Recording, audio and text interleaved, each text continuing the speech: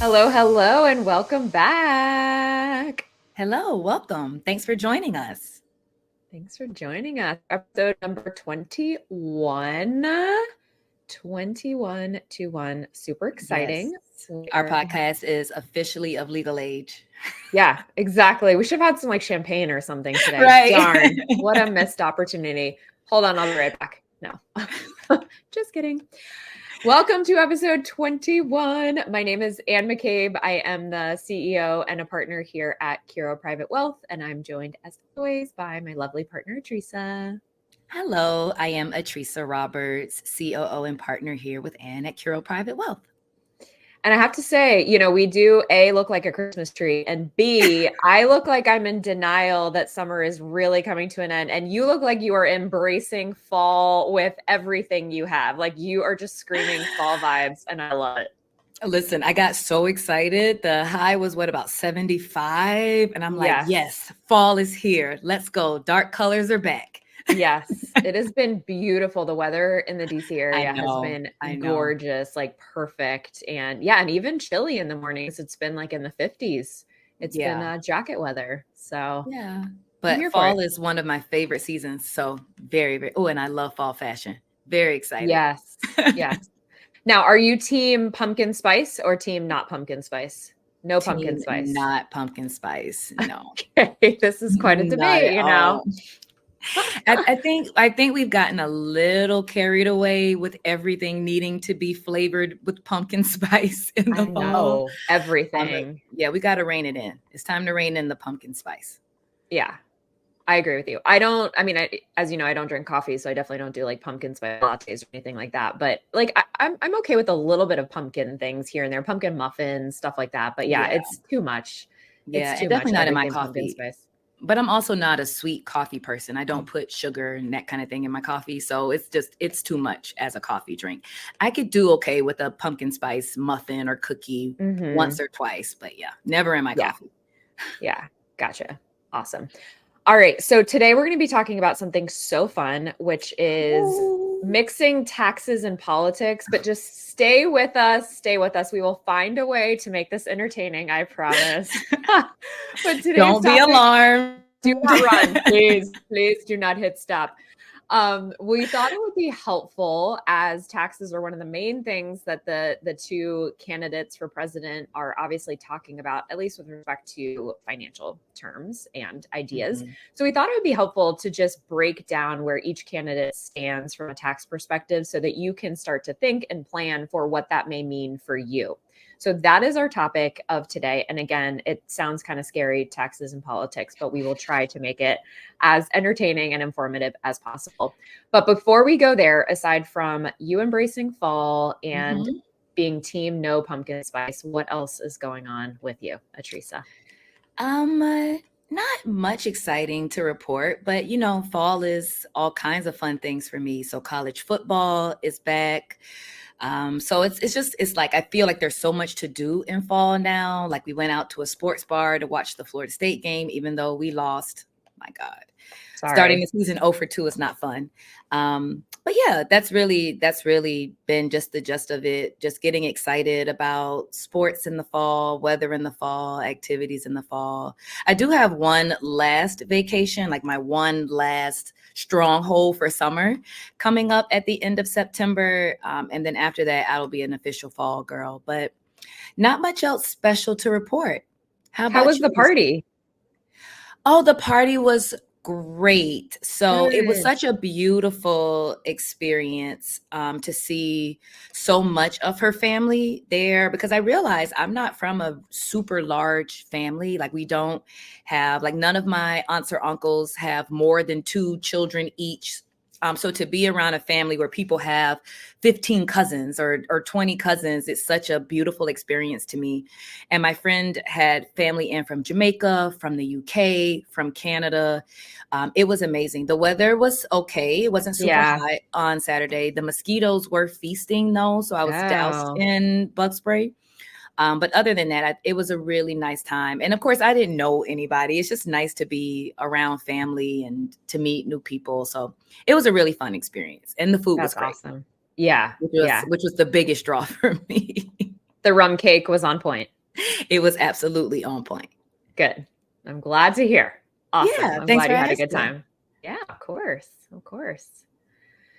So we had a party too over the weekend for my mom. My mom has been celebrated, I think now for an entire week, right? Because we went to the beach with Yes. her to celebrate her birthday for the week. But we had a party at her house and invited her friends and some family members. And I saw people I hadn't seen in a long time. We also had family come in from overseas, which is exciting that I haven't seen in years. And so we had a great time. And now I'm like, okay, I think you've been celebrated. She did turn 80, so massive milestone. And Right. I hope she felt loved and appreciated. We did a little, I'm not going to say a speech, but my siblings and I stood up and said some, things about Aw. her friends. That she has one friend that she's literally known since they were babies, which is Oh, that's awesome. We beautiful. actually call her my Aunt I'm Sally, sure because at this point. and her kids are our cousins, even though Right. we're not blood. But it was a great time. And I think my mom feels loved and appreciated. And she's done, so much for me and my 5 siblings. So she deserves to feel, lots of our gratitude and appreciation. So I think that Yeah. was the case. And I think we're officially putting a bow on these celebrations. Tell her it's September now, Mom. You gotta call it quits Yeah. now. No more But birthday no, celebrations. yeah, But it was I good. finally got to meet her, at least virtually. She's such a Yeah. lovely woman. So Thank you. I'm glad you guys had a nice birthday celebration for her.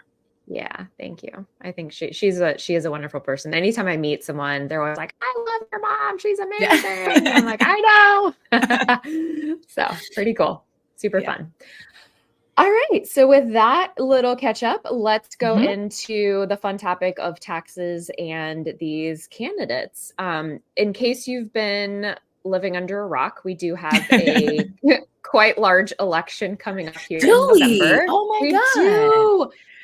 It's funny. I don't hear anything about it in the news. I'm not reading anything. I don't understand why there's no coverage about this election, but it is what it is. So we do have this election, and we're financial people. We're not going to come on here and talk about the other issues that the candidates are talking about, but we did think it would be interesting and Mhm. important for us to know where the candidates stand from a tax perspective currently. And we say currently because so much I promise you, is going to change between now Absolutely. and the election, and even probably, into January and into next year. So much of this is to be determined, but we wanted to go over a summary of where each candidate stands currently. Mhm. So there was a tax cut that was passed actually by former President Trump in 2017. It was called the Tax Cut and Jobs Act. We're going to refer to that as the TCJA moving forward because it's a mouthful. And those provisions of the tax cuts are set to expire the end of next year, the end of 2025, if Congress does not act before then. So we're going to start with where each candidate stands on that, because I think that's probably the biggest elephant in the room. If Congress doesn't do something about that, then all of those tax cuts are going to expire. So, not surprisingly, President Trump, because he was at least partially responsible for the TCJA, has said that he would like to make these tax cuts permanent.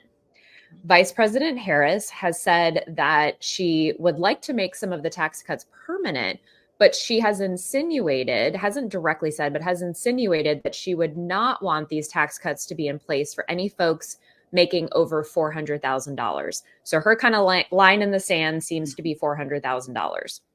She also has endorsed President Biden's 2025 budget, which increases the top tax rate from 37% currently up to 39.6%. And that would also be for folks making over $400,000. So again, this $400,000 of income number keeps coming up.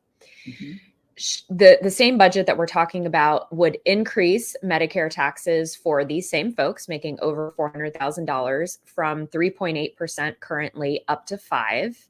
And this is a big one, and this could really impact our clients and the investor community in general. So Vice President Harris has also said in this particular budget that they would like for capital gains rates to increase for high earners. So they have said people earning over $1 million would pay capital gains rates at ordinary income rates Mm. versus the lower, more attractive rates that we get currently for capital gains. That is would be a very large change, and one that I think certainly many of our clients would potentially be impacted by.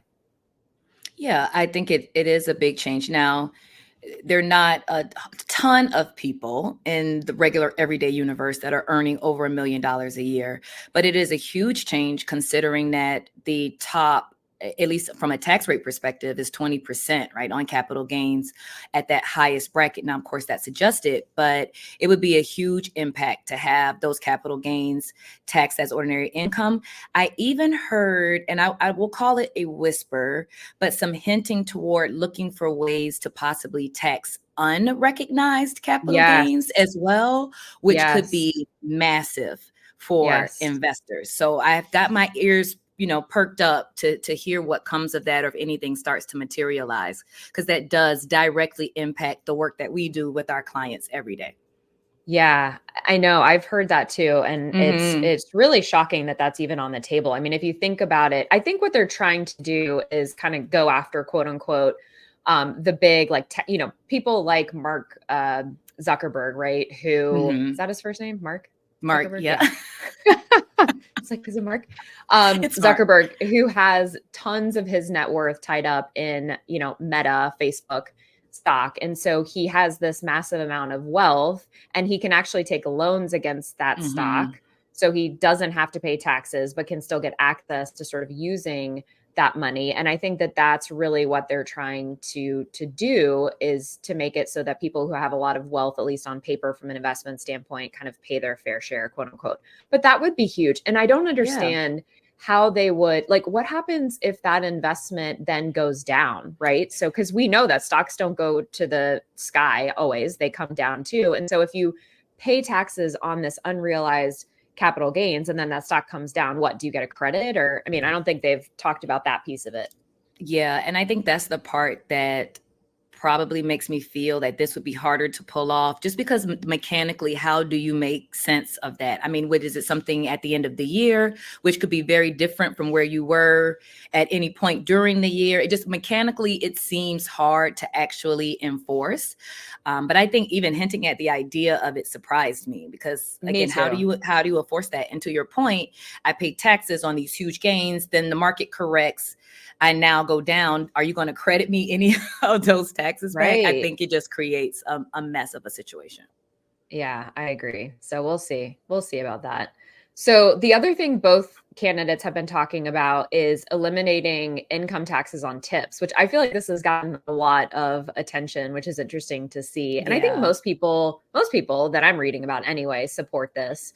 But super interesting for people, in hospitality, or in sort of personal services that get a lot of their income from tips. So that's an interesting component. And then both of them have also talked about expanding the child tax credit. So Harris would like to expand it slightly more than Trump. I think she said about $6,000 versus Trump has said 5,000. But they actually look pretty much in line with those two issues. So certainly very different from an overall income tax perspective, but aligned in with those two more miscellaneous components of the tax law.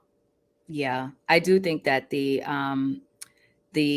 idea of eliminating income taxes on tips would be a huge impact. There's so many people in the service industry, so I would be interested to see.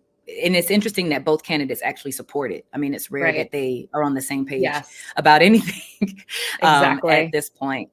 Yeah, but I think there is also this feeling that, restaurant owners should be covering more of the income paid to their workers. So I do think that there's an idea that if a majority of their income comes from the tips that they get, that we technically as the diners have already paid taxes on, right? Yeah. Then I understand. I think I understand the thought process behind the why not. Yeah, exactly. It'll just be interesting, again, if this gets passed, big question mark, but Right. it would be interesting to see too, sort of the flow through effect of if that does happen and restaurants in your example do increase the income for their employees, then what does that mean for prices at these restaurants. I mean, we've already seen massive inflation in food costs, both in the grocery store, but also Right. out. So that part would be really interesting as well. And then just culturally, does that mean that we then tip less because we know that, servers are getting more? Right. More? I mean, I think there's always the expectation, at least when you're dining out at a restaurant, that you're tipping, 20 minimum, 20% at this point. Yeah. But I will add this, and this is probably my own personal note. I do think that tip culture has gotten a little out of hand these days. Now, 100%. I am a foodie. I love dining out. I love a great experience, and I'm willing to tip top dollar for it. Yes. But if I go online and I place an order to go, and then I have to go into the store and get it from the counter, you didn't even take my payment. I don't understand why I'm expected to tip it. I know.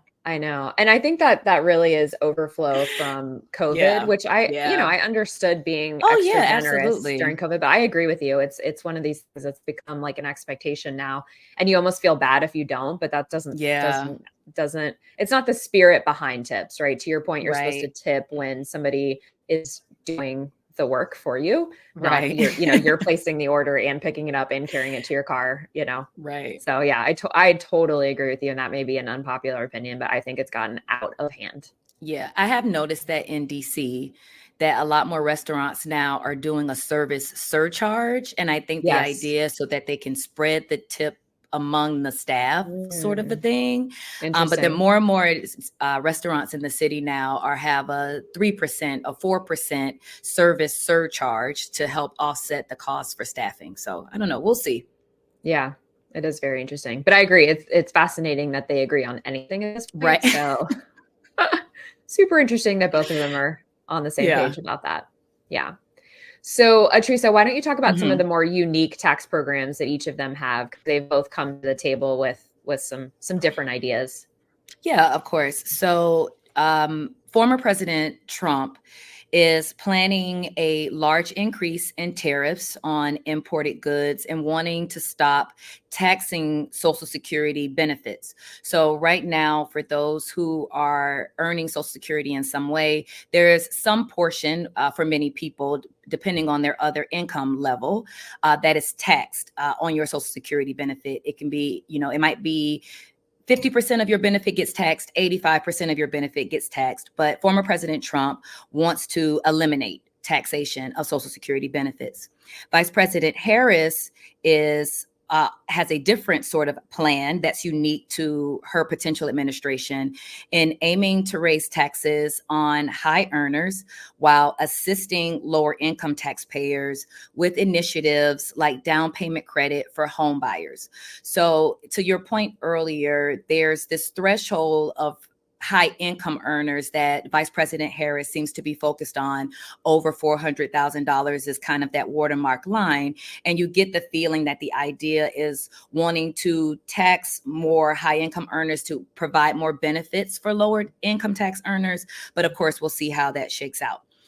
Now, Vice President Harris hasn't specifically addressed the taxation of Social Security benefits, but does support raising the caps on income subject to Social Security taxes. So these are things that are completely unique to each candidate. And again, very different sorts of ideas. It seems as if former President Trump is more focused on, and I think that was a part of his sort of spiel in the original administration, is pushing American goods, American businesses. And I think that's why more of his plan is focused on taxation of imports, whereas Vice President Harris seems to be focused on adding a little bit more of the tax burden to higher income earners while coming to terms with adding some more credits and benefits for lower income earners. Yeah, I have to say, two of their unique ideas I can 100% get behind. I can get behind Trump's idea to not tax Social Security. I've never understood why and how. So it's a tax on a tax. Like, we've already paid taxes to get the Social Security. Why are we being taxed again? That drives me bananas.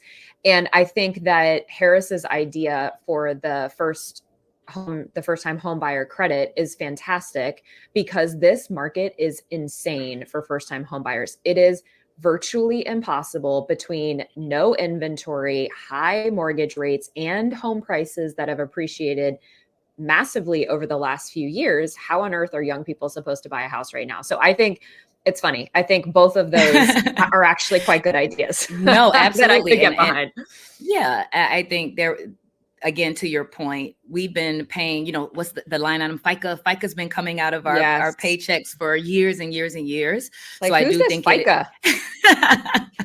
I do think it is a valid point. So I don't know. We'll see. And again, the likelihood of any of these things actually coming to fruition, even if either depending on which administration is elected, is still, the jury's still out on that. It's hard to get anything moving in government, no matter who's in control of the White House.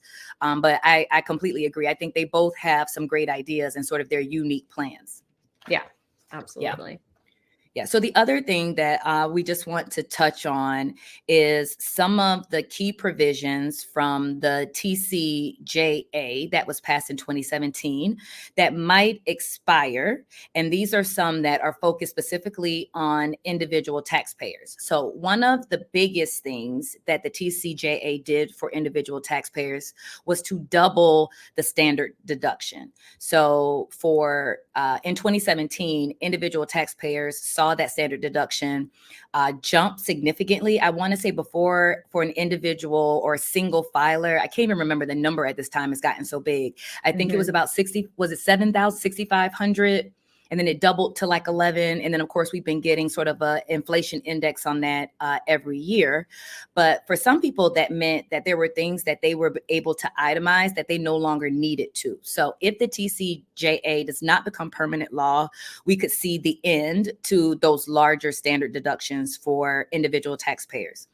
We would also see the reduced income tax top rate jump from 37%, where it is now, to 39.6%, which is significant. And then the TCJA also capped the deductions for your state and local taxes at $10,000. If not passed into permanent law, that would also go away, which for some people, maybe even some of our clients living in Montgomery County, living in Fairfax County, Loudoun County, might not actually be a bad thing for them. Yes. That was one of the biggest complaints I got from clients when it passed. Like, oh my God, my taxes have been capped at $10,000. It significantly impacted people who live in high property tax areas, high income tax areas. And again, there are many others, but those are just the ones in our clients that I know were big, hot button issues for them when it happened. What also happened with the TCJA is that it doubled the federal estate and gift tax exemptions. Now, this can have a huge impact on a lot of our clients from an estate planning perspective, because the number has been so large now. I believe the estate exemption is over $12 million, almost $13 million now, which has been per person, right? Which has been significant for many of our clients. But now to see that cut in half, now it raises some concerns about what other planning we should be doing in case this act is not passed into permanent law and we see that federal and gift tax exemption cut in half. So big deal for many of our clients. And then what it also did was doubled the child tax credit, and that would go away. But of course, as you've already mentioned, both candidates are still proposing some increase to or expansion of the child tax credit now, so may not have a huge impact even if TCJA is not passed into permanent law. Yeah. And on the estate exemption, just wanted to mention that I think it's going to be inflation adjusted, but if Congress doesn't otherwise act, I think it will come back down to about $5 million, call it roughly, per person. So if you are in a situation where your estate is larger than that $5 million, if you're a couple, call it larger than $10 million, you probably want to reach out to your estate planning attorney soon, because if it looks to be likely that that provision will not be extended and that will expire and the exemption will go back down to, call it, about $5 million, you better believe that estate planning attorneys are going to be slammed doing Yes. lots of planning work for clients. So you want to get in and be proactive to understand what are some of the things that you may want to consider putting in place now. And I've spoken, we work all the time with estate planning attorneys because of the work that we do with clients. And they've said they've already seen an uptick in work. And so you don't want to find yourself in a situation where you'd like to do some planning and, nobody is available because everyone is busy. So just wanted to mention that. Yeah. And it's weird because if you go back and look at some clients who have trust and you go back and read their trust documents, if they were created prior to the change in the estate tax, there's all these references to marital trust and bypass trust, ways to sort of skirt around that estate tax exemption. And then once it was passed, those things went away. You no longer see them written that way in trust documents. So it is a good time if you do have already created trust that the intention was to pass things and avoid estate tax issues. You definitely want to have those trust documents reviewed by your estate planning attorney to see if any amendments should be made in preparation for the idea that this does not go into permanent law. Yeah, exactly. Yeah. Always good. And, with estate planning in general, it's always good to look at those documents and review because things are constantly changing. So, every few years, unless you have a big life change, and then we would say then, right. Then is a good time. So real quick, we just wanted to touch on corporate taxes. We focused mostly on individual here, but when it comes to corporate taxes, Harris has said that she would like to increase the tax rate on corporations. So it looks like she is currently behind what the Biden administration has proposed, which is ticking up the corporate rate from 21%, where it is currently, up to about 28%. Seems to be that number. Trump is a bit more all over the place. I think he has said he wants to be 20%, but I'm pretty sure in some speech he floated 15% at one point. So let's just say somewhere between 15 and 20% is where he is probably going to land. But as we've said throughout this entire podcast and this entire conversation, so much of this depends on what happens in Congress. So we also like to remind clients that what candidates say on the campaign trail is very, very different than what they actually get passed. So while we do want you to plan and we want you to start thinking about how this may impact you, we don't want you to run out and do all sorts of crazy extreme things, assuming that everything that the candidates have said will pass, because that is not going to happen. It never does. It never happens exactly that way. And there's big questions about the makeup of Congress, right? And so if Trump wins and the Republicans don't have majority in Congress, then good luck with that. And if, Harris wins and the Dems don't have majority in Congress, good luck with that. Like, it's going to be sort of a battle. I do think this time that something will get done, because I don't think that they just want the TCJA to completely expire without any action. So I am confident that they will get something done this time. But again, it'll never be everything that they're saying. Yeah. I mean, in any sort of divided Senate situation, there's always some compromise, right? So even the way they float or propose the ideas during their campaigns, there's always some middle ground that they have to negotiate if they plan to get anything done at all. But I think to reference our previous episode and just talking about anxieties around the election, the purpose of us talking about these things is just to be informative and to give you an idea of what the candidates are proposing and how it could possibly impact your taxes. To Anne's point, we are not recommending you just run out and start making all of these changes because you're freaked out that your tax rate is going to jump up. So again, if you're working with professionals, with advisors, estate attorneys, CPAs, let us do the work around planning for the what ifs, and then try to remember everything just with a good plan, right? We'll be fine. Yes. Don't get all worked up and anxious and start calling your advisor about, going to cash. We don't want those phone calls anymore. No, we don't. We don't. We love hearing from you. Yes. We love supporting you. We love talking with you. We don't love the why should we not go to cash conversation. Right. Oh my God, they're going to tax capital gains. Let's go all to cash right now. No, we're not. Let's sell everything now.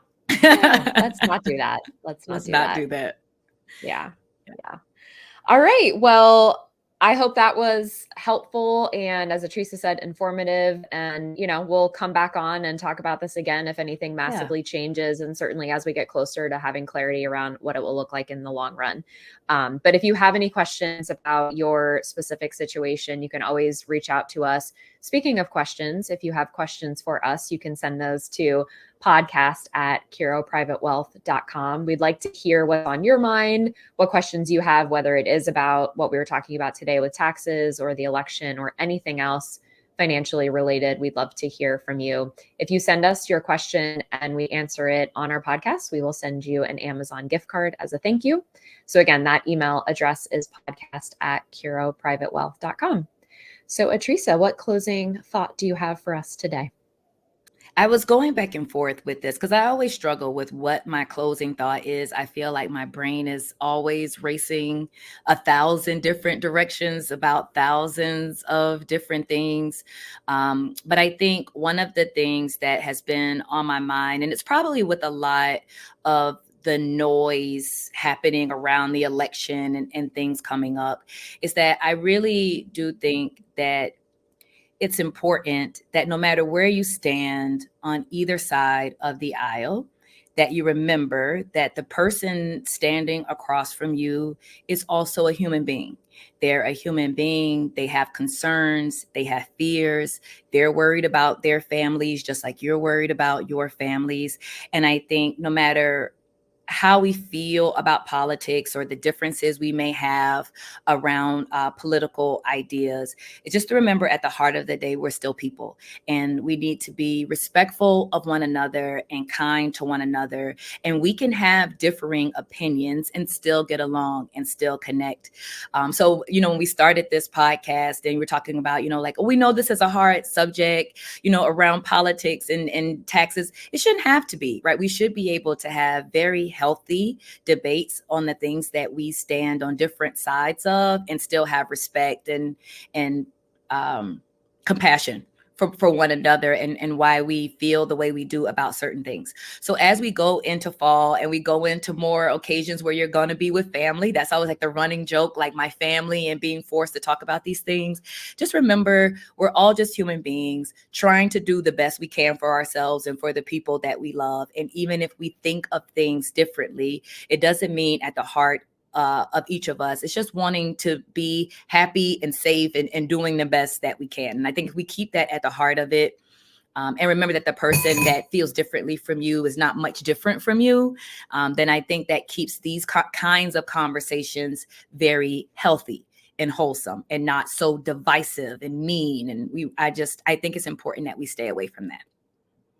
Yeah, I love that. So important. So very important. And I think it's important to seek out differing opinions. Mm-hmm. It's easy to find people that agree with you and think the same way that you do. That's not really challenging you or helping you to grow in any way. So yeah, on that note, I'm going to piggyback. I'm actually going to change my closing thought and piggyback off yours. Okay. And say that our challenge this week for you is to try to seek out people who think differently than you and have a conversation and just ask questions and get curious. Because I think, especially when you think about the two big political parties that we have in this country, I do truly believe that everyone wants to do the best for our country.